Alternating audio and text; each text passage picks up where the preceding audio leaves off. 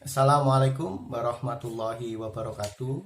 Selamat siang adik-adik, salam sehat selalu dalam PJJ pada pagi hari ini. Mari kita tetap semangat, sehat selalu dan semangat selalu.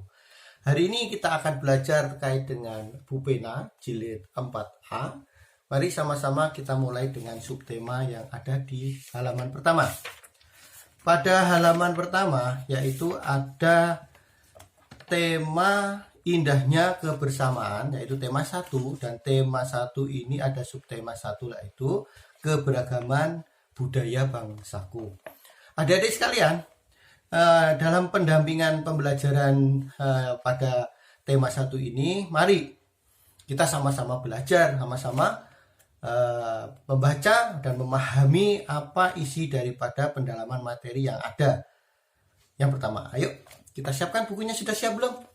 Kita siapkan bukunya. Mari kita sama-sama membacanya, karena dengan membaca kita akan memahami tema apa yang ada di dalam subtema keberagaman budaya bangsaku. Mari sama-sama kita membacanya. Gagasan pokok dan gagasan pendukung suatu teks.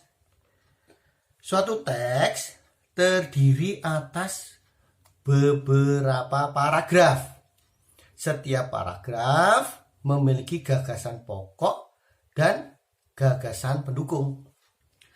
Gagasan pokok adalah, ayo digarisbawahi. Gagasan pokok adalah, diingat-ingat. Sekali lagi digarisbawahi, gagasan pokok adalah topik yang dibahas pada suatu teks. Gagasan pendukung adalah, ya ini juga kalimat penting. Mari kita garis bawahi adik-adik semua. Siapkan stabilo atau siapkan garis bawah ya.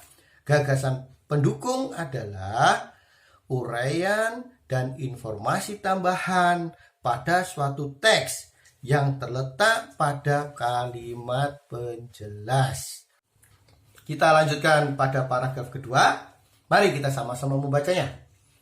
Jangan lupa siapkan garis bawah dan stabilo untuk menandai kalimat pentingnya.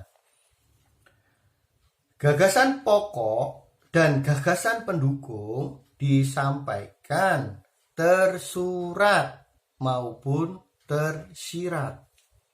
Secara tersurat, gagasan pokok dapat ditemukan pada kalimat utama yang terletak di bagian awal, akhir, atau awal dan akhir paragraf.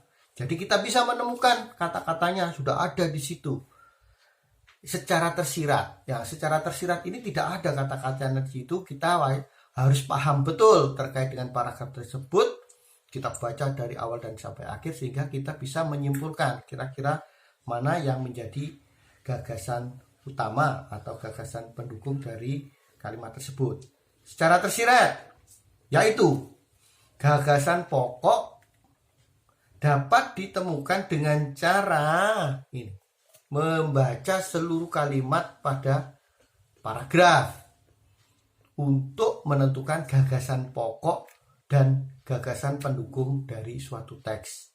Bagaimana caranya? Lakukan hal-hal yang sebagai berikut.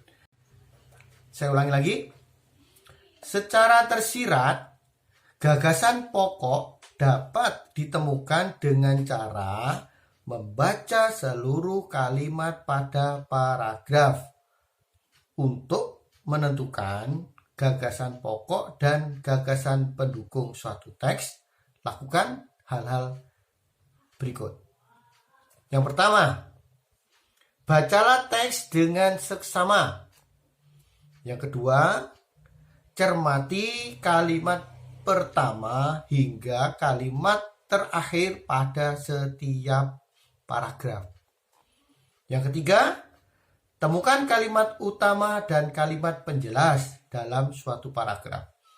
Jadi, dibaca seluruhnya secara seksama, dipahami dari kalimat pertama dan kalimat terakhir dari satu paragraf, kemudian dicermati kalimat pertama hingga kalimat terakhir pada suatu paragraf, sehingga kita bisa menyimpulkan dan menemukan kalimat utama dan kalimat penjelas dalam suatu paragraf yang sirat. Oke, untuk pembelajaran tema 1 ini dulu. Yang pertama nanti kita akan membahas contoh, yaitu bagaimana kita menemukan kalimat utama dan kalimat pendukung dari suatu paragraf. Kita nanti membaca bersama-sama dengan judul sebagai contoh, yaitu batik. Oke, dari sekian dulu kita akhiri. Assalamualaikum warahmatullahi wabarakatuh.